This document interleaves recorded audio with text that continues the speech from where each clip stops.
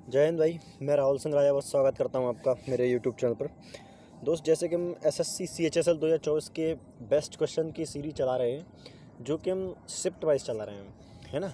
तो आज हम जो पेपर कर रहे हैं वो 4 जुलाई शिफ्ट फर्स्ट है ना। तो आइए स्टार्ट करते हैं पहले क्वेश्चन के साथ। पहला क्वेश्चन तो चल ही रहा है। तो पहला क्वेश्चन है कि एक बेलन के आधार का व्यास और वक्र पर क्षेत्रफल क्रमशः 14 और 352 है, तो बेलन का संपूर्ण पृष्ठ क्षेत्रफल क्या होता है। देखो दोस्त, ये बेलन है। अब देखो, वक्र पृष्ठ क्षेत्रफल होता है ये वाला एरिया, ठीक है। तो ये वाला एरिया तो हमको 352 दे ही रखा है। अब जो संपूर्ण पृष्ठ के क्षेत्रफल के एरिया में हम करते क्या है कि इस एरिया को जो जो नीचे सर्कल दे रखा है ना, इसको इंक्लूड कर लेते हैं। तो बस हमको इन दोनों का एरिया निकाल कर इसमें जोड़ देना है, तो संपूर्ण क्षेत्रफल हो जाएगा। अब मुझे पता है कि रेडियस 14 दे रखी, व्यास 14 है, तो रेडियस कितनी होगी 7। अगर 7 रेडियस होती है, अगर रेडियस 7 होती है तो मुझे पता है एरिया कितना आता है किसी सर्कल का, 154 आता है। लेकिन अगर ये 2 है, एक सर्कल तो ये, एक सर्कल नीचे वाला, तो 3, तो इसका दोगुना करना पड़ेगा, नहीं 308। तो 308 को हम जोड़ देंगे, 8 2 10, 6 और 6, 660 आपका आंसर होना चाहिए। बताइए इस तीसरी बात में किसी को दिक्कत? आप बोले सर कोई दिक्कत नहीं। नेक्स्ट क्वेश्चन की मैं बात करूं, देखा एक वर्ष में मोनू की आय उसकी बहन की आयु की 3 गुना थी। मोनू की आय उसकी बहन की आयु, सिस्टर है, उसकी आयु की 3 गुना थी। वर्ष 2010 में उसकी आयु उसकी बहन की आयु से 24 वर्ष अधिक थी। 2010 में मोनू की ज्ञात करो। मुझे एक चीज़ को समझा दो, क्या कभी भी आपका भाई और आपकी एज के बीच में जो डिफरेंस है वो कभी कम हो सकता है या बढ़ सकता है? अब सर कभी नहीं। अगर आप अपने भाई से 2 साल छोटे हैं तो ये ज़िंदगी भर हमेशा ऐसे ही चलेगा कि आपका भाई आपसे 2 साल छोटा ही रहेगा। तो अगर मैं गैप देखूँ तो मेरे हिसाब से गैप 2 है, इसके हिसाब से 24 साल का, यानी एक की वैल्यू आएगी 12, 3 12 3 36 और 12 एकम 12, यानी 2000 में 36 साल था। अगर 10 साल की बात की एज पूछी तो क्या 46 साल नहीं हो जाएगी? आप बताओ, है कि नहीं भाई। चलिए नेक्स्ट क्वेश्चन देखते हैं। मतलब धातु के 3 ठोस घनों की भुजाएं क्रमशः 6 8 10, इनको पिघला कर एक नया घन बनाया जाता है। संपूर्ण पृष्ठ का क्षेत्रफल बताओ। संपूर्ण घन का पृष्ठीय क्षेत्रफल बताओ। अब तो बताओ, इस सवाल में कोई दिक्कत है?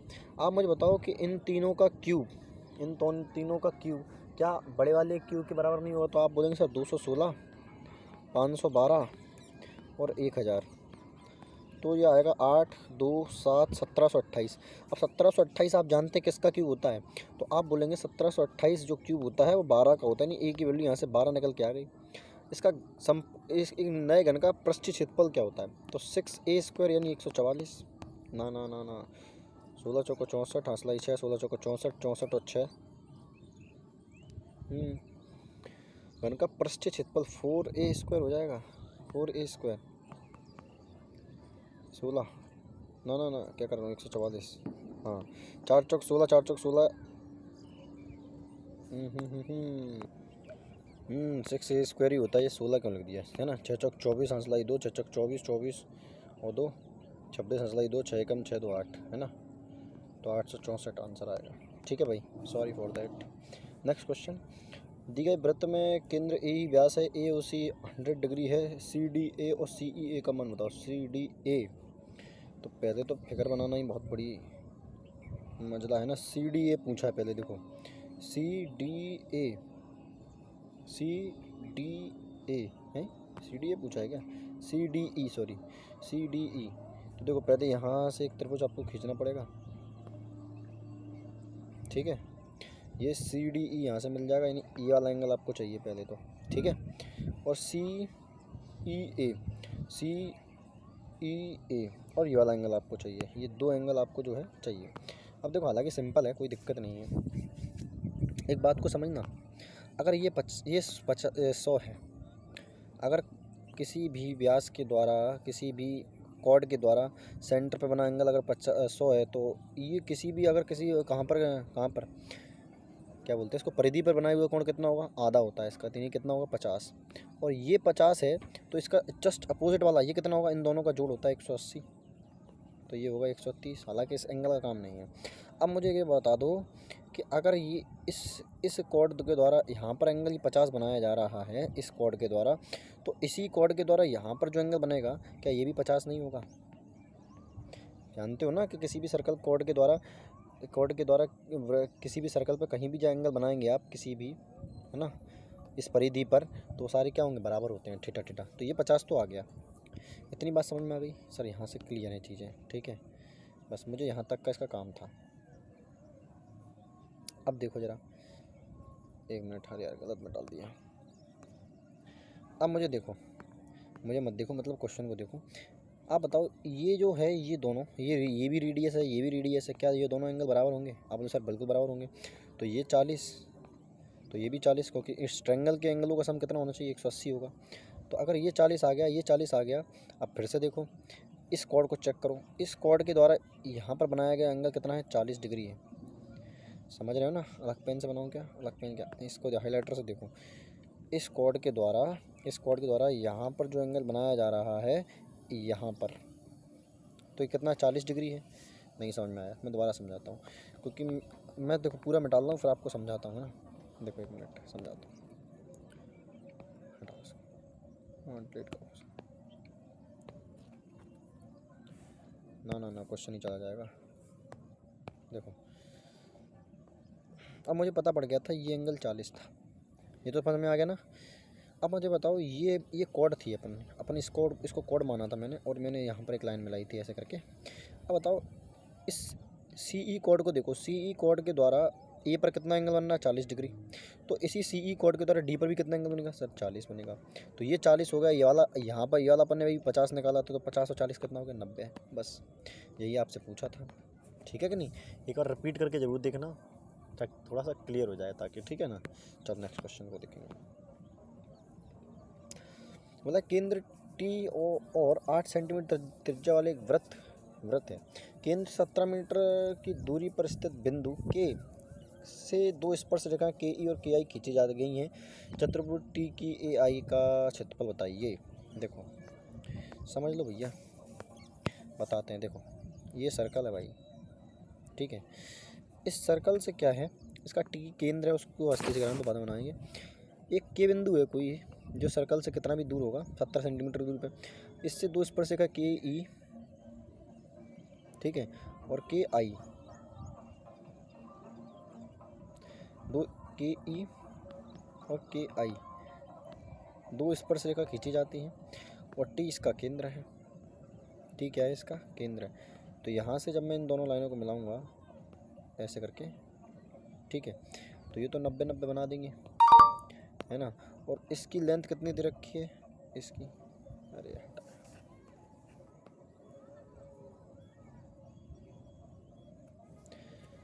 तो इसकी लेंथ यहाँ से लेकर यहाँ तक की जो लेंथ है कितनी दे रखी? 17। ये 17 है, ये 8 है, क्योंकि रेडियस 8 है। तो ये क्या 15 नहीं होगी? सर ये 15 है, तो ये भी 15 होगी। तो बस आप देखो ये राइट एंगल ट्रायंगल बन गया। तो 1/2 बेस कितना है? 15 और 8।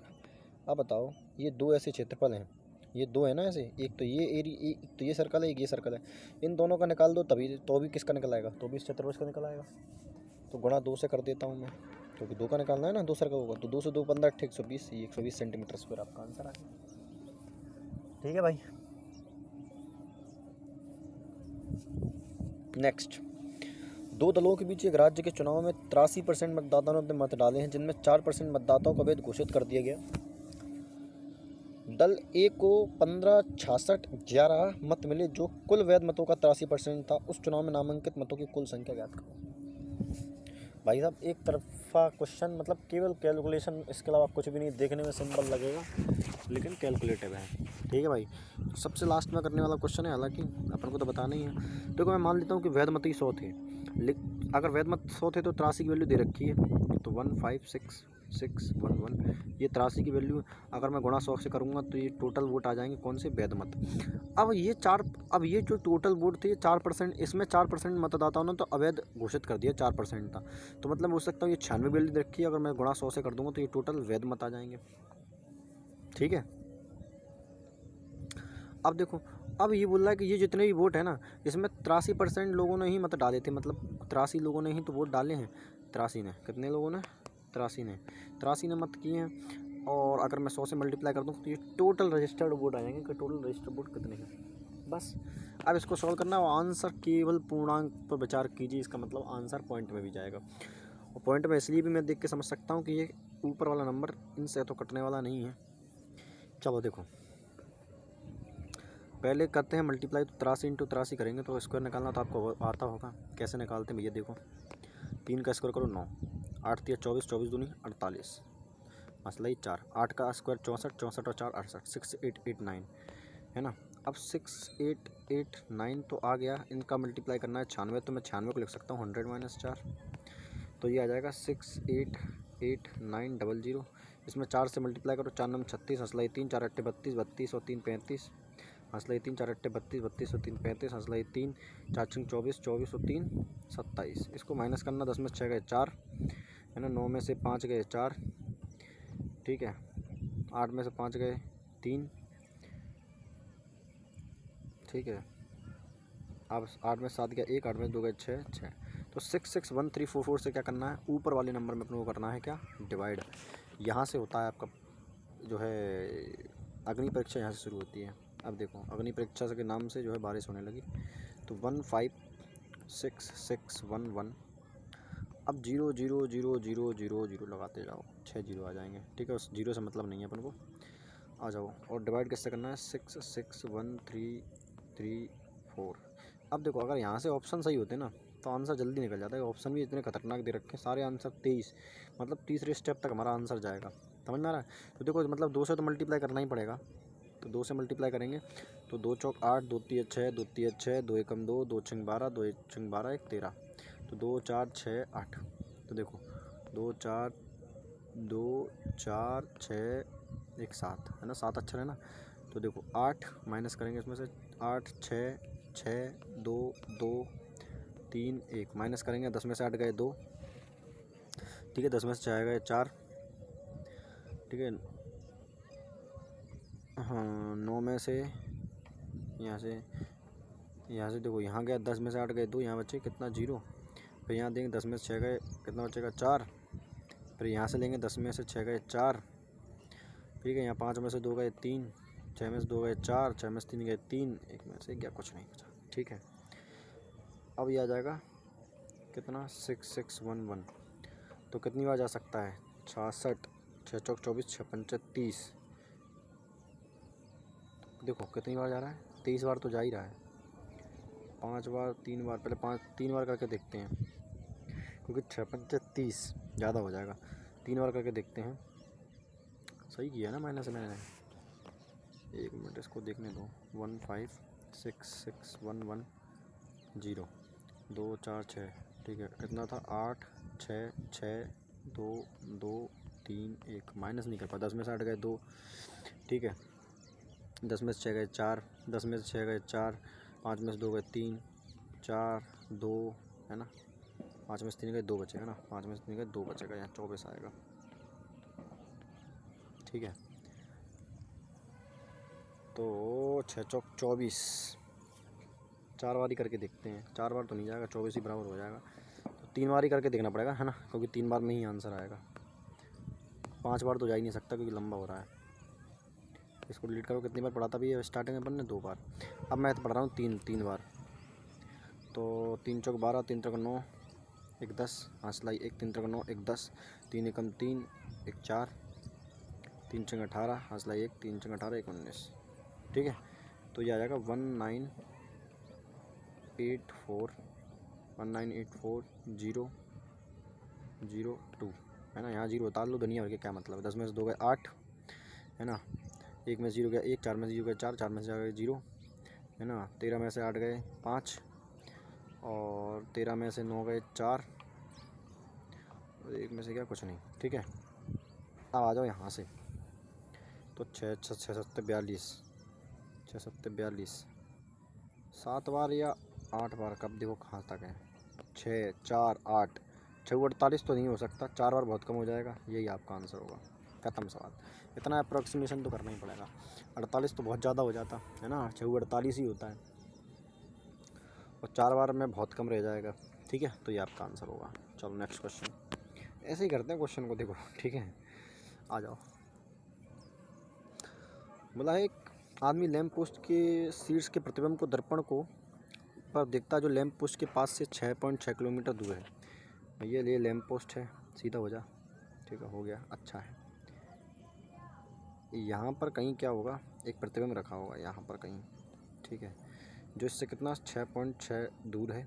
ठीक है भाई। अब बोला क्या, आदमी की ऊंचाई 1.25 मीटर, वह दर्पण से 2 किलोमीटर। आदमी की ऊंचाई कितनी है 1.525, जो कि दर्पण से कितना दूर है 2 सेंटीमीटर दूर है। ठीक है भाई। यह मानते हुए कि दर्पण जमीन पर रखा है जिसका मुख आकाश और आदमी की ओर है, मतलब ऐसा लेटा हुआ, कहीं ना कहीं ऐसे लेटा है। ठीक है। और है तथा दर्पण और लैंप पोस्ट हटवे दर्पण और लैंप पोस्ट एक ही रेखा में, लैंप पोस्ट क्यों बताओ। तो देखो ऐसे करके मैं पहले इसको मिला दूँ तब मुझे चैन आएगा। ठीक है, ऐसे करके जब मिलाया तो यहाँ पर कहीं दर्पण रखा होगा। अगर मैं यहाँ पर एक इमेजिनरी लाइन खींच दूँ, कैसे खींचते हैं देख, कैसे, देखो इमेजिनरी लाइन में ऐसे खींच रहा हूँ यहाँ पर, समझ लेना थोड़ा सा ना।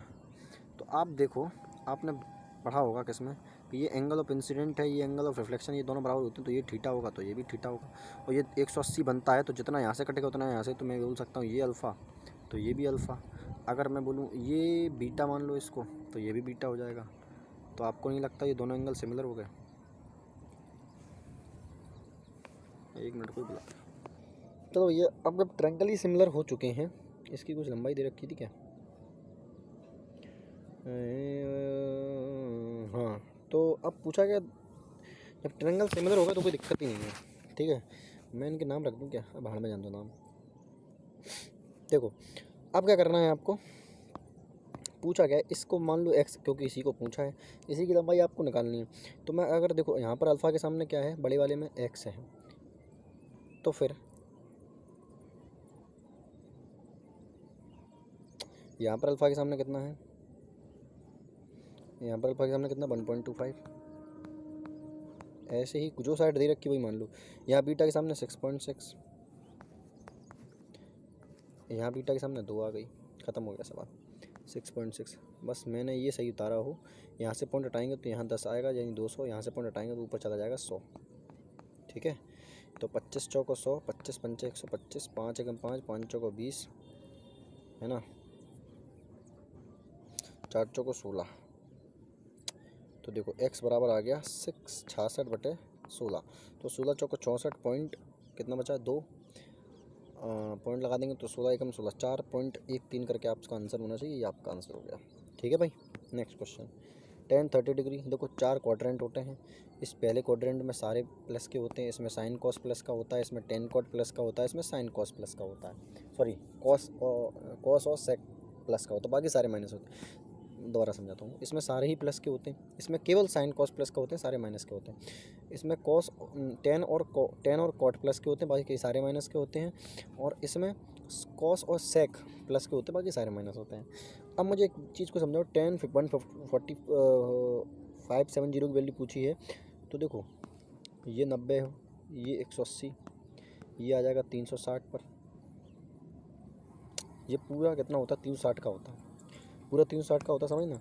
ये 90 का, ये 90 का, ये 90 का, ये 90, 90 180 और 270 कितना होगा, ये आपका 360 हो जाता है। अब ये 570 क्या है, तो आप बोलेंगे सर 18 3 54 होता है, 18 कितना होता है 540, 540 कहाँ तक आएगा, एक 18 दूनी 54, यानी दोबारा यहाँ पे घूम के आ जाएगा, यहाँ पर आ जाएगा कि नहीं आएगा। और फिर एक्स्ट्रा कितना बचेगा 30। तो जब यहाँ से फिर यहाँ पर दोबारा से आएंगे तो कितना आएगा 30 डिग्री, यानी तीसरे क्वाड्रेंट में आ रहा है। अब तीसरे क्वाड्रेंट में 10 30, तीसरे क्वाड्रेंट में क्या होता है 10 प्लस का होता है, और 10 30 डिग्री की वैल्यू कितनी होती है आप जानते हैं 1/√3 होती है ना। तो ये आपका आंसर होगा 1/√3।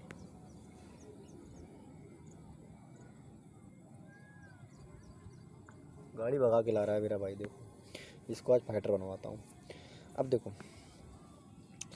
अब आयु अवलोकन का डाटा दिया गया है, माध्य निकाल, माध्य मतलब एवरेज, तो कैसे निकालेंगे 6 48, 7 21, 8 7 56, 9 दूनी 18 और 10 दूनी 20, 200।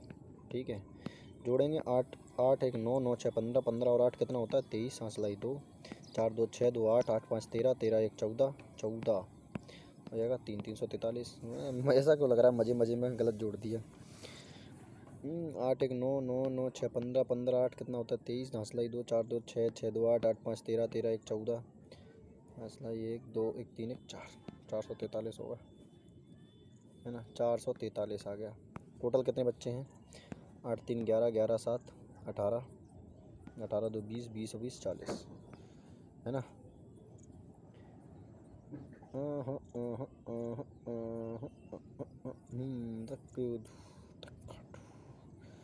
4 8 32, 320 करीबन कुछ आना चाहिए था, बच्चे इतने ही हैं। 8 3 11, 11 और 7 18, 18 2 20, 20 20 40, ठीक है।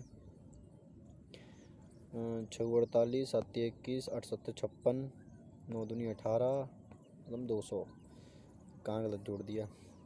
8 1 9, 9 6 15, 15 और 8 23, मसला ही 2, 4 2 6, 6 2 8, 8 5 13, 13 1 14, मसला ही 1 2 3 4, 443। तो देखो 4 एकम 4, 4 एकम 4, ऐसा कौन सा गलत क्यों आ रहा है, गलत क्यों आ रहा है। पहले तो सही आ गया था यार। अच्छा यार, ये 9 दूनी 18 यहाँ पे आ गया ना, तो ये 1 एक्स्ट्रा है, तो ये 3 आएगा, ये 3 है यहाँ, है ना। तो ये 343 ही है, 343 है। यहाँ 4 से 40 है, तो यहाँ देंगे 4 8 32, तो कितना बचेगा 2 23, 4 5 20, तो 8.5 करके आंसर आना चाहिए, ये आपका आंसर, ठीक है। अजीब दास्तान है ये। देखा, एक ABC समकोण त्रिभुज है जहाँ B पर 90 डिग्री बन रहा है, तो बना दो ऐसे करके, ठीक है। ये B है, तो ये A होगा, ये C मान लो, इसको क्या दिक्कत है। बोला है A 15 है, AB BC 20 है, तो ये कितना हो जाएगा, ये 25 हो जाएगा, ठीक है कि नहीं। अब आ जाओ, तो BD लंब है AC पर, BD लंब है AC पर, AC को D पर प्रतिच्छेद कर रहा है, ठीक है। BD की लंबाई पूछिए, ये लेंथ पूछिए, कितना आंसर सिंपल है कि 20 × 15 पौन में हाइपोटेनियस, यानी 25, 5 3 15, 5 25, 5 1 5, 5 4 20, 4 3 12, आपका आंसर हो गया। नेक्स्ट क्वेश्चन तो नहीं है, मिलते हैं अगली क्लास में, तब तक के लिए धन्यवाद। और ये वीडियो को अगर अच्छी लगे तो एक छोटी सी चीज़ लाइक, एक और छोटी चीज़ सब्सक्राइब, एक और छोटी सी चीज़ शेयर, इसको ज़रूर कर दिया करें। धन्यवाद।